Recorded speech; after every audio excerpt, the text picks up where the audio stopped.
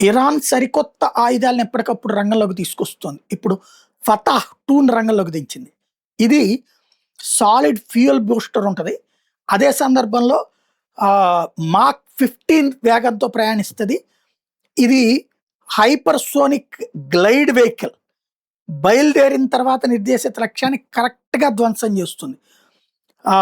ఇది 12-30 కిలోమీటర్ల ఆకాశంలో పైకి వెళ్ళి ప్రయాణిస్తుందనమాట. అంటే కింద వాటికి దొరకదు. ఎయిర్ డిఫెన్స్ సిస్టమ్స్‌ని కూడా అందుకోనియదు. మాక్ 15 వేగంతో వెళ్తుంది కాబట్టి. అదే సందర్భంలో మాక్ 5 నుంచి మాక్ 20 దాకా ఎప్పటికప్పుడు మార్పులు చేసుకోవచ్చు.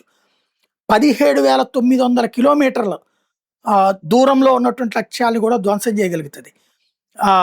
అలాంటి వెపన్‌ని ఇప్పుడు రంగంలోకి దించింది ఇరాను. ఓవరాల్‌గా రాబోయే రోజుల్లో అమెరికా, ఇజ్రాయెల్‌లకి కూడా డైరెక్ట్‌గా టార్గెట్ చేస్తుందో చూడాలి.